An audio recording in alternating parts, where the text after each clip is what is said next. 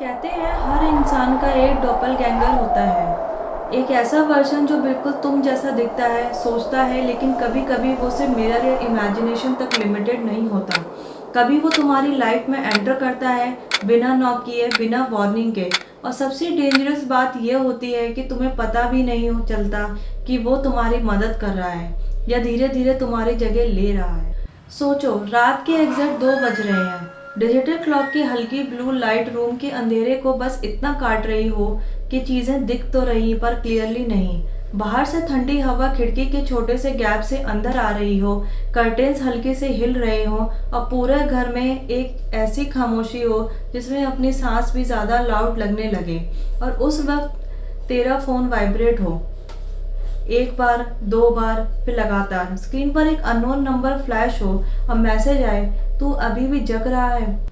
तो पहले इग्नोर करे, फिर आंखों से स्लीप रब करे, फिर इरिटेट होके फोन उठाए और टाइप करे कौन, एक्सपेक्टिंग कोई दोस्त या रैंडम स्पैम। लेकिन सब सामने से जो रिप्लाई आए, मैं, तू, वो तेरे दिमाग में एक सेकंड के लिए ब्लैंक कर दे, जैसे सिस्टम हैंग हो गया हो। आरव के साथ भी एग्जैक्टली यही हुआ। उसके रूम यूजुअल तरह से मेसी था। बेड पर हाफ फोल्डेड ब्लैंकेट, टेबल पर स्कैटर्ड स्टिकी नोट जिसमें डेडलाइंस और हाफ बेक्ड आइडियाज लिखे थे। एक कोने में पड़ा गिटार जो कभी उसे नहीं यूज नहीं होता था, और लैपटॉप स्क्रीन पर ओपन कोड जो 3 बार लिख के डिलीट किया जा चुका हो। उसकी लाइफ भी कुछ ऐसे ही इनकम्प्लीट और कंफ्यूज्ड। और इसी बीच जब उसने कॉल कनेक्ट की, उसे अपनी ही आवाज़ सुनी, बिल्कुल same pitch, same hesitate, same breathing pattern, जैसे कोई उसका ऑडियो रिकॉर्ड प्ले कर रहा हो। लेकिन फिर जब उस आवाज़ ने बिना रुके उसके रूम का हर डिटेल डिस्क्राइब किया, लेफ्ट साइड का प्लग में चार्जर लूज है और तू अभी जो लाइन लिख रहा है उसमें सेमी कॉलन मिस करेगा, और नेक्स्ट सेकंड वो एग्जैक्टली हुआ। आरव के हाथ कीबोर्ड पर फ्रीज हो गया। उसके अंदर का लॉजिकल ब्रेन रेजिस्ट कर रहा था, लेकिन फियर ऑलरेडी स्लीप हो चुका था। शुरू में उसने इसे प्रैंक समझा, फिर कॉन्फिडेंस, फिर क्यूरियोसिटी ने कंट्रोल ले लिया, और धीरे धीरे वो अननोन वॉइस उसकी रूटीन का पार्ट बन गई, जैसे एक इनविजिबल गाइड जो हर चीज़ पहले से जानता हो, हर सिचुएशन का आउटकम प्रेडिक्ट करता हो। और जब प्रेडिक्शन कंसिस्टेंटली सही निकली, बॉस का सडन मूड स्विंग, क्लाइंट का लास्ट मिनट एक्सचेंज, मीरा का एग्जैक्ट एंट्री टाइमिंग का एक कॉफ़ी शॉप में जहां आरव नॉर्मली कभी नहीं जाता, तब आरव के अंदर एक डेंजरस बिलीफ ग्रो होने लगा कि शायद ये वॉइस गलत हो ही नहीं सकती। अब वो हर डिसीजन लेने से पहले रुकता, फ़ोन उठाता और पूछता, अब क्या? और हर बार एक प्रिसाइज आंसर मिलता, अभी मत बोल, अभी स्माइल कर, अभी रिस्क ले, अभी पीछे हट। और धीरे धीरे उसकी लाइफ अननेचुरल तरीके से स्मूथ होने लगी, जैसे कोई इनविजिबल एडिटर उसकी स्टोरी के रफ कट्स हटा रहा हो, उसके सिर्फ बेस्ट सीन्स दे रहा हो। ऑफिस में उसकी परफॉर्मेंस स्पाइक हो गई, लोग उसे एडमायर करने लगे, उसका कॉन्फिडेंस इतना कंट्रोल और कैलकुलेटेड हो गया कि हर वर्ड इम्पैक्टफुल लगता। अब मीरा जो पहले सिर्फ एक कलीग थी, उसकी तरफ अट्रैक्ट होने लगी, क्योंकि आरव अब वो बोलता था जो परफेक्ट होता, वो करता जो इम्प्रेस करता, लेकिन उस परफेक्शन के नीचे एक साइलेंट इरोजन चल रहा था।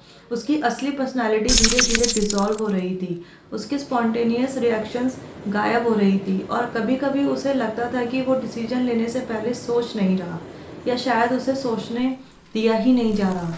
एक रात जब उसने मिरर में खुद को देखा, उसने रियलाइज किया कि उसकी आंखों में वो फ्लिकर नहीं है जो अनसर्टेनिटी का साइन होता है। उसकी जगह एक अजीब सी स्टिल कॉन्फिडेंस है, बिल्कुल वैसा ही जैसे उस आवाज़ में होता था। और वहीं से डाउट ने लेना शुरू किया, जो फुल ब्लोन फियर में गायब जब मीरा ने उसे डायरेक्टली बोला, तू परफेक्ट लगता है पर तू तू नहीं लगता। उस लाइन ने आरव के अंदर एक क्रैक क्रिएट कर दिया, और उस रात उसने ऑलमोस्ट पैनिक में कॉल किया, पूछा, तू कौन है? और पहली बार उस आवाज़ ने मास्क हटा दिया। मैं वो हूँ जो तू बनेगा, और तू वो है जो मैं था। उसका दिमाग इस कंसेप्ट का रिजेक्ट करना चाहता था, लेकिन प्रूफ्स ऑलरेडी उसके अगेंस्ट खड़े थे। और फिर जब उसने और पुश किया, तो ट्रुथ और डार्क हो गया। ये कोई हेल्प नहीं, ये साइकिल है। हर वर्जन अपने पास्ट को गाइड करता है जब तक वो उस जैसा ना बन जाए। फिर रोल्स चेंज हो जाते हैं और उस मोमेंट में आरव को समझ आया कि ये कोई फ्यूचर प्रेडिक्शन नहीं, एक स्लो रिप्लेसमेंट प्रोसेस है, जैसे कोई सॉफ्टवेयर अपडेट जो पुरानी चीज़ों को ओवरराइड करता है। उसने अपने रीसेंट बिहेवियर को एनालाइज किया, उसका बोलना, सोचना, रिएक्ट करना सब कुछ अलाइन हो रहा था उस वॉइस के साथ, जैसे वो धीरे धीरे खुद नहीं उसका रिफ्लेक्शन बन रहा हो। पैनिक में उसने डेलिबरेटली इंस्ट्रक्शंस इग्नोर करना शुरू किया और हर बार जब वो ऐसा करता कुछ गलत होता, missed opportunities, awkward silences, near accidents, but उन सब के बीच उसे एक रॉ फीलिंग मिलती जो उसे काफ़ी टाइम से फील नहीं की थी। Freedom, unpredictability, realness. Final breaking point तब आया जब उसने पूछा एंड क्या है, और जवाब आया एंड नहीं, रिप्लेसमेंट। और उस वर्ड ने सब क्लियर कर दिया। बिना डीले के उसने फ़ोन उठाया और फुल फोर्स से वॉल पर दे मारा।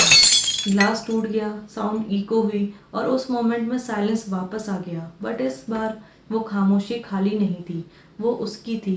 अगले कुछ हफ्तों में उसकी लाइफ परफेक्ट नहीं रही। मिस्टेक्स हुई, लोग डिसअपॉइंट हुए, मीरा दूर हो गई, करियर स्टम्बल हुआ, बट हर गलती में एक ओनरशिप थी, एक रियलिटी थी। और धीरे धीरे उसने एक्सेप्ट किया कि इम्परफेक्ट होना ही सच में जीना है। फिर एक दिन नया फ़ोन, नया नंबर, फ्रेश स्टार्ट, और कुछ टाइम तक सब नॉर्मल, ऑलमोस्ट बोरिंग, जब तक एक रात फिर वही वाइब्रेशन ना आए, वही अननोन नंबर, वही मैसेज, तू अभी भी जग रहा है। इस बार उसका दिल तेज नहीं धड़का, बस एक गहरी सांस ली, स्क्रीन को देखा और टाइप किया कौन। रिप्लाई एक्सपेक्टेड था, मैं तू। और उस मोमेंट में टाइम जैसे स्लो हो जाता है, जैसे पूरी कहानी एक लूप में फिर से एंटर करने वाली हो। लेकिन इस बार आरव अलग था। उसने कॉल उठाया, कुछ सेकंड्स तक कुछ नहीं बोला, फिर हल्की स्माइल के साथ कहा गलत नंबर, मैं किसी और का वर्जन नहीं हूँ, और कॉल कट कर दिया। लेकिन कहानी का असली हॉरर ये नहीं कि उसने कॉल कट किया, बल्कि यह कि हर इंसान उस मोमेंट पर उतना स्ट्रांग नहीं होता, और कहीं ना कहीं किसी और रूम में कोई और आरव अभी वो कॉल रिसीव कर रहा है। और शायद वो सुनेगा, शायद वो मान लेगा, और शायद वो धीरे धीरे खुद को खो देगा, क्योंकि डोपलगैंगर कोई शैडो या भूत नहीं होता, वो एक चॉइस होता है, परफेक्ट बनने की या रियल रहने की। और अगर कभी तुम्हें भी वो मैसेज आए तो याद रखना, जो आवाज़ तुम्हें गाइड करेगी वो तुम्हें बेटर नहीं बनाएगी, वो तुम्हें रिप्लेस कर देगी।